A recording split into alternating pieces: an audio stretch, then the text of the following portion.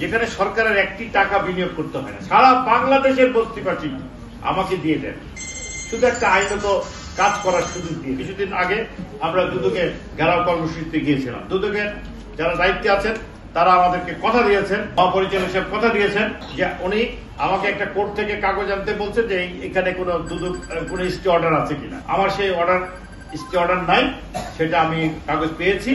আমি আশা করি রোববার দিন দুদকে এই কাগজ দেব। তারপরে যদি দুদক ভূমি মন্ত্রণালয়ের বিরুদ্ধে ব্যবস্থা না নেয় তাহলে এই দুদককে আমরা কি করবো? এই দুদক আমাদের দরকার হবে না, কঠিন আন্দোলন হবে দুদকের বিরুদ্ধে। আমি আপনাদের বলি, এই দুদক যদি ভূমি মন্ত্রণালয়কে নোটিশ দেয় যে তোমার যে অসমাপ্ত তদন্ত বাকি রয়েছে সেটা যদি করে, আপনি ভূমি মন্ত্রণালয়ে খুঁজে পাবেন না। আপনারা এগুলা পালাবে, সবগুলা পালাবে, একটা থাকবে না।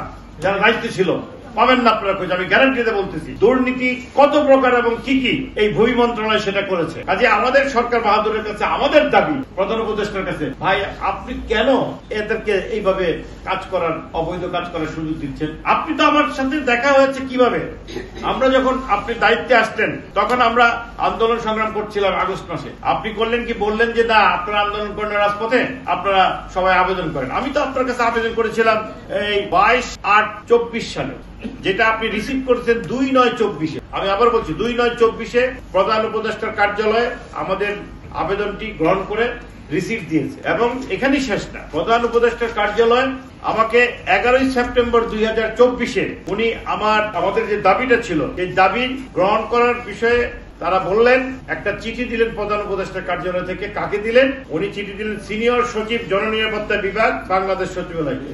কি বললেন? মুক্তিযুদ্ধ পরিবার ও বাংলাদেশ স্বতন্ত্র প্রার্থী ঐক্য পরিষদের পক্ষে 8 দফা দাবি সদয় বিবেচনার জন্য উপযুক্ত বিষয়ে প্রাপ্ত আবেদনপত্রটি বিধি মোতাবেক প্রয়োজনীয় ব্যবস্থা গ্রহণের জন্য নির্দেশক্রমে এই সঙ্গে প্রেরণ করা হল। এইটা পাঠালেন AKM ফজলুর রহমান, পরিচালক 5 প্রতিকল্প, প্রধান উপদেষ্টার কার্যালয়। এই চিঠিটার পরে এই চিঠিটা চলে গেল কার কাছে? গেল জননিরাপত্তা বিভাগ, বাংলাদেশ সচিবালয়। উনি করলেন কি, 4টা মন্ত্রণালয়কে পাঠালেন। 4টা মন্ত্রণালয়, মুক্তিযোদ্ধা মন্ত্রণালয়, স্থানীয় সরকার মন্ত্রণালয়, স্বাস্থ্য মন্ত্রণালয় এবং তথ্য মন্ত্রণালয় এবং পুলিশের IGP কে পাঠালেন। তো আমার সেই 2 পৃষ্ঠার আবেদনটা এখানে আছে, রিসিভ করা কপি বললাম। তারপরে কি হলো, আজ পর্যন্ত এই চিঠির পরে শুধু একটা কমিটি ভূমি মন্ত্রণালয় করেছিল 7 সদস্যের। কি কমিটি? সেই কমিটিটা করেছিল ভূমি মন্ত্রণালয় আপনার এই গত বছরের ডিসেম্বরে, 30 ডিসেম্বর 2024 ভূমি মন্ত্রণালয় একটি 7 সদস্যের একটি কমিটি গঠন করে উনি ওই কমিটিতে বলেছেন 3 মাসের মধ্যে রিপোর্ট দিবেন। এবং উনি উল্লেখ করেছেন মোট 10টি বিষয়ে, 10টি বিষয়ে কমিটি রিপোর্ট করবেন, ওনারা প্রতিবেদন দিবেন, ব্যবস্থা নেবেন। আমি আর সেই 10টি বিষয় পড়তেছি না। এই কমিটি আজকে 9 মাস হয়ে গেছে, 9 মাস, 3 মাসের জায়গায় 9 মাস এটা ঘুমাচ্ছে। তাহলে কি এই ভূমি মন্ত্রণালয়ের কি করা উচিত আমাদের? এটা কিন্তু গরিব ভাষান্তের প্রকল্প নিয়ে, তাহলে আমরা গরিবরা রাস্তায় মরি, আমাদের গরিবের ঘর আগুন দেওয়ার পুরানো হচ্ছে আর মন্ত্রণালয় ঘুমাচ্ছে।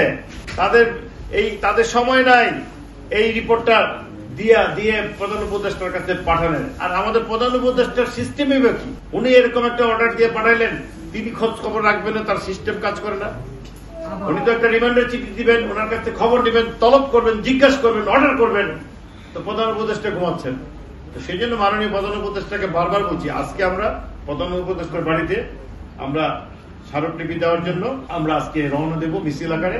আপনারা সবাই আমাদের সাথে যাবেন। নিরপেক্ষ, সত্য প্রকাশে আপোষহীন।